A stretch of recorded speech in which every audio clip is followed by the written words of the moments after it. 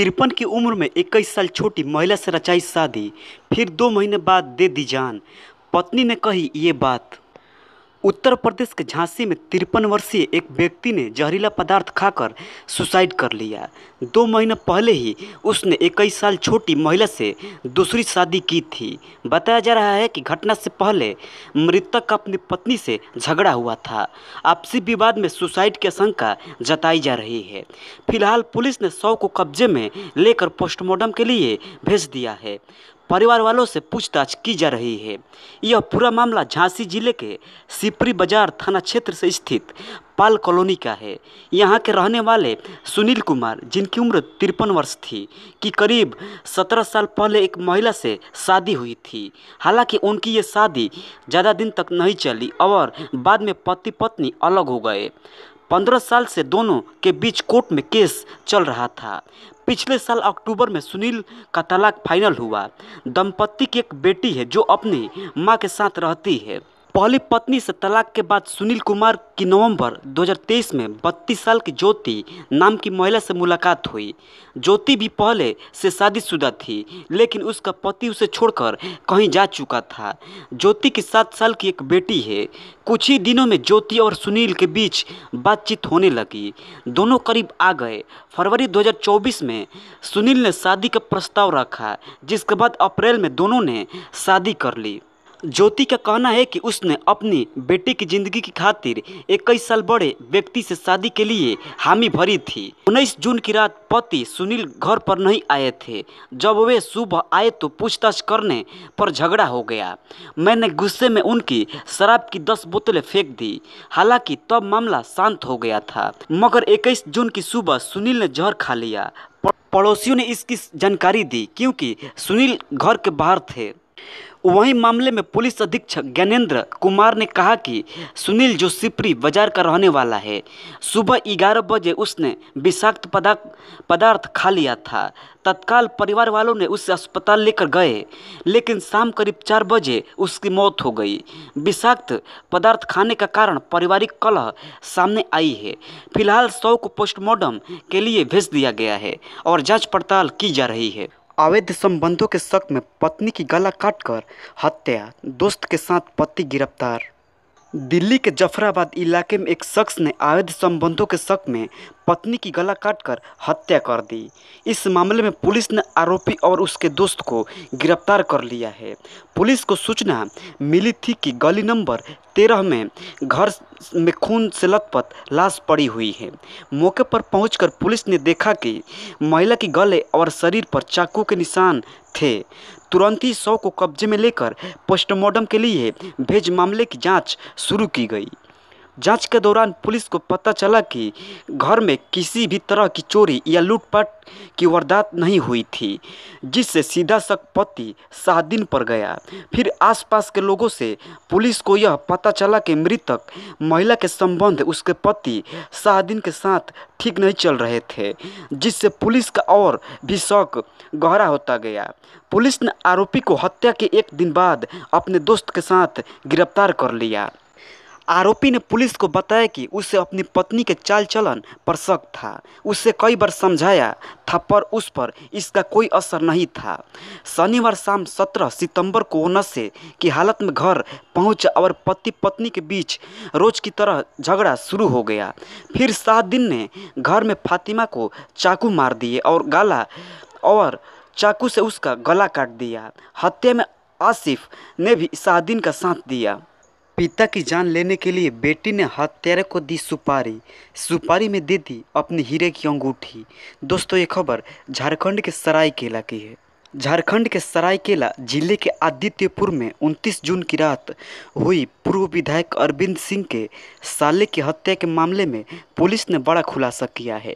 व्यवसायी कन्हैया सिंह की हत्या के मामले में सरायकेला पुलिस ने बताया है कि प्रेम प्रसंग और बदले की वजह से हत्या को अंजाम दिया गया है, जिसमें मृतक की बेटी का भी हाथ था। एसपी आनंद प्रकाश और एसआईटी के अध्यक्ष हरविंदर सिंह ने बताया कि कन्हैया सिंह की हत्या प्रेम में अड़चन और राजवीर सिंह के परिवार को प्रताड़ित कर आदित्यपुर भगाने के परिणाम स्वरूप हुई है। इन दोनों घटनाओं से राजवीर गुस्से में था। इसके लिए राजवीर ने अपनी प्रेमिका और कन्हैया सिंह की पुत्री अपर्णा और दोस्त निखिल गुप्ता का सहारा लेकर हत्या की घटना को अंजाम दिया। एसपी ने बताया कि कन्हैया सिंह की हत्या की सूत्रधार उनकी बेटी ही बनी, जो पल पल की जानकारी और लोकेशन हत्यारों को दे रही थी। सरायकेला पुलिस ने बताया है कि कन्हैया सिंह की हत्या 20 जून को पटना में ही हो जाती, मगर वहां मौका नहीं मिला। 20 जून की रात राजवीर सिंह दोस्त और शूटर निखिल गुप्ता के साथ लेकर कांग्रेस जिला अध्यक्ष छोटे राय किस्कू के बेटे सौरभ किस्कू को लेकर पटना गए थे। उस दिन कन्हैया सिंह पटना में मौजूद था। इसका लोकेशन भी अपर्णा सिंह दे रही थी। पटना में निखिल को देसी कट्टा सौरभ किस्कू ने ही उपलब्ध कराया था। सौरभ ने 8,500 रुपये में देसी कट्टा और एक गोली उपलब्ध कराया था। इस हत्याकांड में अब तक 4 लोगों को गिरफ्तार किया गया है, जिनमें राजवीर सिंह, अपर्णा सिंह, शूटर निखिल गुप्ता और सौरभ किस्कू शामिल है, जबकि 2 आरोपी छोटू दिग्गी और रवि सरदार अभी भी फरार हैं। पुलिस ने आरोपी निखिल का हत्या के समय पहले कपड़े, जूते, देसी कट्टा, एक खोखा और 4 मोबाइल जब्त किए हैं।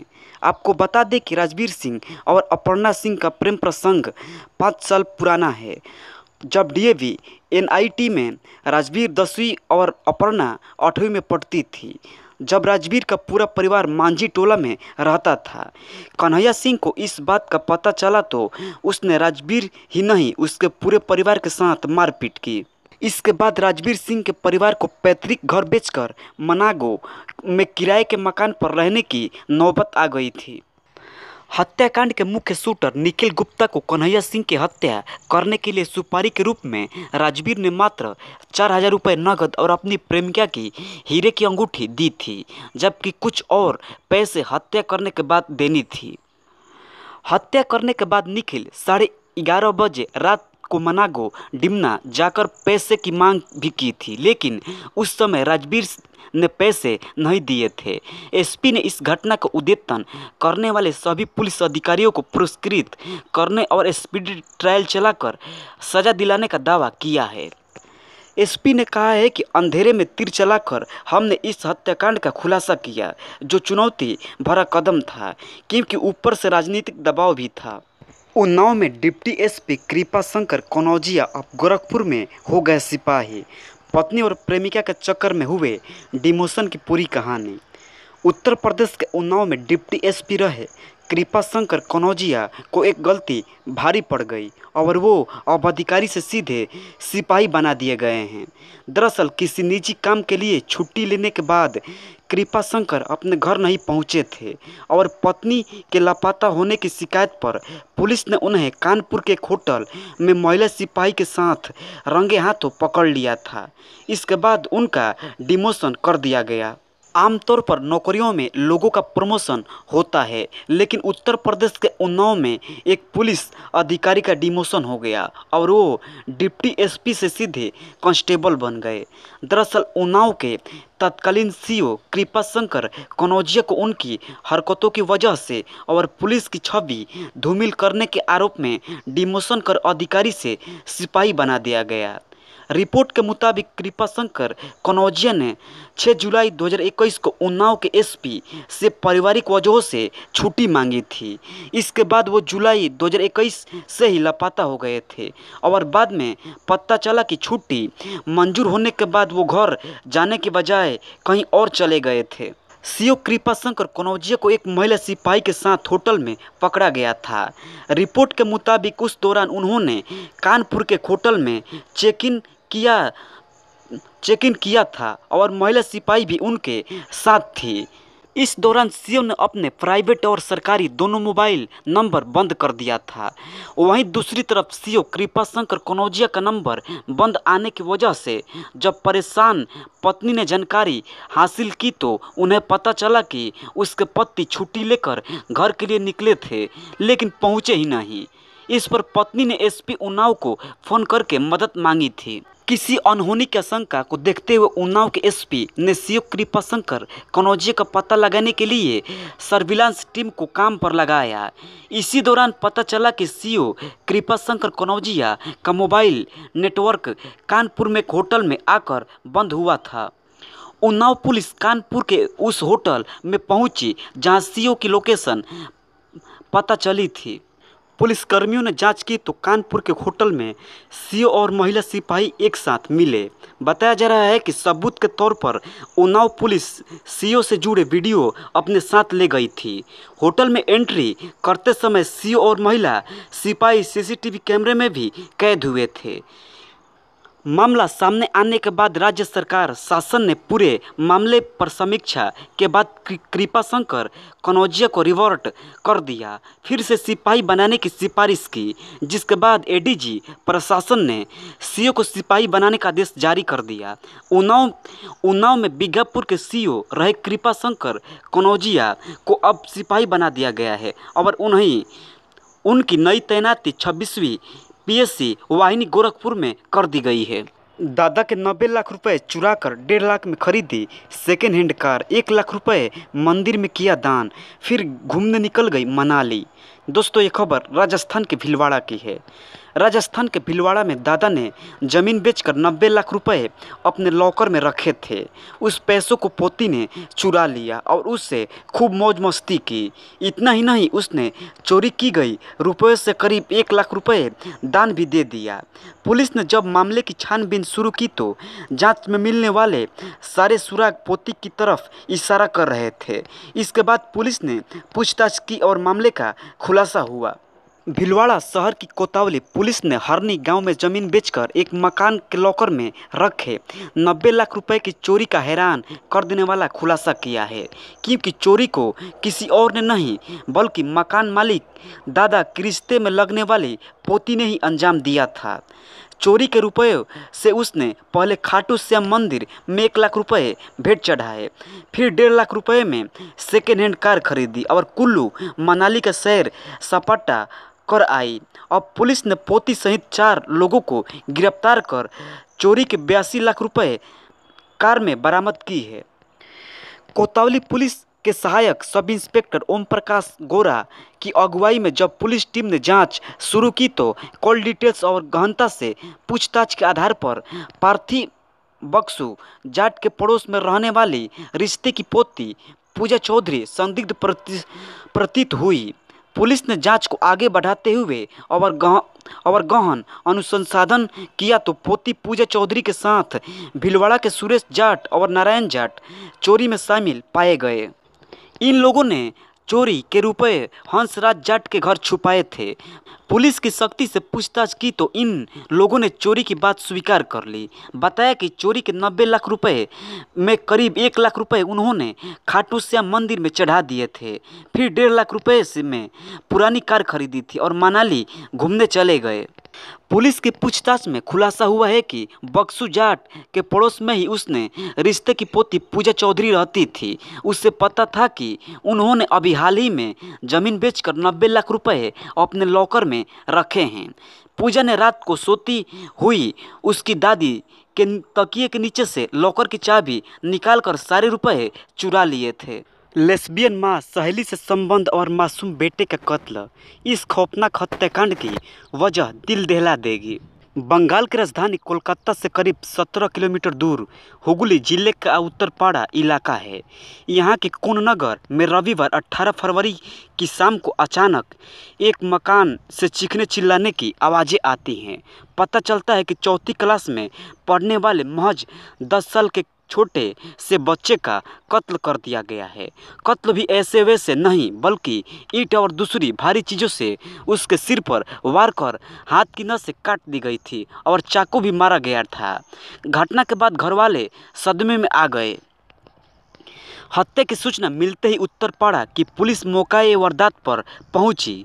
पुलिस के साथ साथ सीन ऑफ क्राइम के मुआयने और एविडेंस कलेक्शन के लिए फोरेंसिक एक्सपर्ट की एक टीम भी आई। आनन फानन में मामले की तफ्तीश शुरू की गई, लेकिन किसी को भी ये बात समझ नहीं आती कि आखिर इतने छोटे से बच्चे की हत्या के पीछे कौन सी वजह हो सकती है। कातिल ने श्रेयांशु की हत्या तब की थी जब घर में कोई और नहीं था। श्रेयांश की मम्मी पापा दोनों वर्किंग है।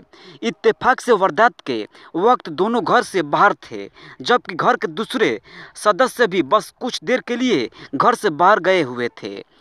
इसी बीच कातिल ने घर पर धावा बोलकर श्रेयांशु की जान ले ली। इस केस की जांच के लिए मौके पर पहुंची पुलिस शुरुआती तफ्तीश में ही कुछ बातों पर गौर करती है। पुलिस ये देखती है कि घर में कातिल की एंट्री फ्रेंडली है, यानी न तो आस पड़ोस में किसी ने किसी अजनबी को घर के अंदर ज़बरदस्ती घुसते हुए देखा है और न ही दरवाजे पर किसी भी तोड़फोड़ या फोर्सफुल एंट्री के निशान हैं। पुलिस को यह भी पता चलता है कि घर का पालतू कुत्ता भी वारदात के वक्त खामोश था। श्रेयांशु के घर में एक कुत्ता भी था जो किसी भी अजनबी को देखते ही भौंकने लगता था। लेकिन हैरानी की बात यह थी कि उसी घर में श्रेयांशु का कत्ल हो गया और कुत्ते को एक बार भी किसी ने भौंकते हुए नहीं सुना। सामान भी अपनी जगह जस के तस रखे हुए थे। कुछ इन्हीं सवालों के साथ पुलिस इशरत से सवाल जवाब करनी शुरू करती है। फिर तो इसके बाद तो जो कहानी निकलकर सामने आती है उस पर पुलिस वालों के लिए यकीन करना मुश्किल हो जाता है। पता चलता है कि बच्चे की मां संता शर्मा के उसकी सहेली इशरत से समलैंगिक संबंध है। वो संबंध दोनों के बीच शांता की शादी के पहले से चलते आ रहे हैं। इशरत पुलिस को बताती है कि इस संबंध के बारे में वैसे तो शांता के पति यानी पंकज को भी खबर थी, लेकिन ये बात कभी भी बाहर नहीं आई। लेकिन कुछ रोज पहले शांता के 4 साल के बेटे श्रेयांशु ने इशरत को अपनी मां के साथ आपत्तिजनक हालत में देख लिया था। बस इसी दिन से इशरत और शांता दोनों इस बात से बेहद परेशान थी कि बच्चा कहीं मुंह न खोल दे। यदि ऐसा हुआ तो समाज में उनकी इज्जत नीलामी हो जाएगी। बस इसी झूठी इज्जत की खातिर इशरत और बच्चे की मां शांता ने श्रेयांशु के कत्ल का फैसला कर लिया। इशरत के साथ बच्चे की मां ने भी अपने ही मासूम बेटे को मार डालने पर हामी भर ली। इसके बाद पूरी प्लानिंग के तहत 18 फरवरी की रात को दोनों ने मिलकर श्रेयांशु पर हमला कर दिया। दोनों ने श्रेयांशु के सिर पर पहले ईंट से वार किया, फिर घर में रखी भगवान गणेश की मूर्ति उठाई और उससे हमला किया। एक टूटे हुए टेबल से भी उसे कुचलने की कोशिश की गई। इसके बाद भी मां और उसकी सहेली का जी नहीं भरा तो फिर दोनों ने घर में रखे किचन नाइफ से मासूम के हाथ की नसें काट डाली। खून बहने से उसकी मौत हो जाए इसलिए एक के बाद एक कई बार चाकू से भी मारे। पुलिस ने जब इस मामले का खुलासा किया तो लोगों के लिए कत्ल की इस वारदात में खुद बच्चे की मां शामिल होने की कहानी पर यकीन करना मुश्किल हो गया। लेकिन पुलिस के पास मोबाइल की कॉल डिटेल्स, सीडीआर, मौके वारदात पर मौजूद फिंगरप्रिंट और मोटिव जैसी बातों की सूरत में इशरत परवीन के साथ साथ मां शांता शर्मा के खिलाफ भी कई सबूत थे। जाहिर है कि उत्तरपाड़ा पुलिस ने एक मासूम की बेहद भयानक तरीके से की गई कत्ल की इस वारदात का खुलासा तो कर दिया, लेकिन कत्ल के पीछे की कहानी जानकर पूरा इलाका सदमे में है। इस पर कोई सहज विश्वास नहीं कर पा रहा है। सीन ऑफ क्राइम को देखकर पुलिस ने भी जान चुकी थी कि यह मामला लूटपाट का नहीं, क्योंकि बच्चे के घर में अकेले होने और उसका कत्ल हो जाने के बावजूद घर की सारी चीज़ें फिरने करीने में रखी हुई थी, यानी वहाँ लूटपाट जैसी कोई वारदात नहीं हुई। ये सब बातें इस ओर इशारा कर रही थी कि इस वारदात के पीछे परिवार के किसी जानकार का हाथ हो सकता है। असल में श्रेयांशु के घर में कातिल की फ्रेंडली एंट्री और कत्ल के दौरान कुत्ते का बिल्कुल चुप रहना इस बात की तरफ इशारा कर रहा था कि इस वारदात में परिवार के किसी बेहद करीबी इंसान का हाथ हो सकता है जो रेगुलर आता जाता है। लेकिन इसके बावजूद बगैर किसी सबूत के घर के किसी सदस्य पर हाथ डालना नामुमकिन था। अब पुलिस मामले की तह तक पहुंचने के लिए घर वालों से पूछताछ करती है। पूछताछ में पता चलता है कि श्रेयांशु की अब से कुछ ही रोज पहले अपना स्कूल में पढ़ने वाले एक सीनियर स्टूडेंट के साथ लड़ाई हुई थी और इसके बाद उसकी मां ने उस बच्चे के घर वालों से शिकायत भी की थी। लेकिन बच्चे के घर वालों के लिए ये बात समझ पड़े पड़े थी कि कोई स्कूली बच्चा इतनी भयानक साजिश के पीछे हो सकता है। जाहिर है कि मामले की तफ्तीश कर रही पुलिस इस पहलू को भी खंगाल कर देख रही थी। अब संदिग्ध कातिलों की तफ्तीश में पुलिस घर के सारे मेंबर्स के मोबाइल फ़ोन की कॉल डिटेल्स की जांच करती है। इसके साथ ही आसपास के लगे सीसीटीवी कैमरों की फुटेज भी खंगालती है। मोबाइल फ़ोन की सीडीआर की जांच से पुलिस ये समझने की कोशिश करती है कि वारदात से पहले घरवालों की किन से बात हो रही थी। बातचीत में कोई संदिग्ध नंबर भी था या सीसीटीवी फुटेज में क्या कोई संदिग्ध कातिल वारदात के वक्त बच्चे के घर की तरफ आता जाता दिखाई दे रहा था या नहीं। इसी कोशिश में पुलिस की नज़र एक ऐसी सीसीटीवी फुटेज पर पड़ती है जिससे उसका माथा ठनकता है। पुलिस को श्रेयांशु के घर के रास्ते में लगे एक सीसीटीवी कैमरे में वारदात से कुछ देर बाद एक महिला पैदल ही गुजरती हुई नजर आती हैं। महिला ने अपने चेहरे पर मास्क लगा रखा था। पुलिस इस महिला के बारे में पता करती है तो साफ होता है कि ये महिला कोलकाता के वांटगंज इलाके की रहने वाली है। उसका नाम इशरत प्रवीण है। जल्द ही पुलिस को पता चलता है कि इशरत दरअसल मारे गए बच्चे श्रेयांशु की मां शांता शर्मा की खास सहेली है। अब पुलिस इशरत के वहां होने की वजह जानने की कोशिश करने लगती है। पुलिस को इशरत के मोबाइल फ़ोन की जांच से पता चलता है कि वो दोपहर 2 बजे तक कोलकाता के वांटगंज में ही थी, जबकि इसके बाद उसका मोबाइल फ़ोन करीब 6 घंटों के लिए स्विच ऑफ हो जाता है और फिर रात करीब 8 बजे फिर से उसी वांटगंज इलाके में ऑन होता है। बस यही बात पुलिस को खटकती है। पुलिस ये जानने की कोशिश करती है कि आखिर इशरत अपना मोबाइल फ़ोन स्विच ऑफ कर कोन्नगर क्यों आई थी और क्यों यहाँ से वापस जाने के बाद उसने अपना फ़ोन फिर से ऑन कर लिया। कहीं ऐसा तो नहीं कि इशरत वारदात के वक्त कोन्नगर में अपनी सहेली और श्रेयांशु की मां शांता शर्मा से मिलने आई थी। इसके बाद पुलिस ने इशरत और शांता शर्मा को हिरासत में लेकर कड़ाई से पूछताछ किया तो इस सनसनीखेज हत्याकांड का खुलासा हो गया। दरअसल शांता और इशरत शादी से पहले से एक दूसरे को जानते थे। उनके बीच समलैंगिक संबंध भी था। परिजनों के दबाव में आकर उसने शादी तो कर ली थी लेकिन अपनी सहेली से दूर नहीं रह पा रही थी। पति की गैर मौजूदगी में दोनों घर में एक दूसरे से शारीरिक संबंध बनाया करते थे। एक दिन शांता के बेटे श्रेयांशु ने उन्हें बिस्तर पर नग्न अवस्था में देख लिया। इसके बाद से ही वो डिप्रेशन में रहने लगा। दोनों को डर था कि वो कहीं उसका रहस्य न उजागर कर दे, इसलिए उन दोनों ने मिलकर उसकी हत्या की साजिश रच डाली और अंजाम भी दे डाला।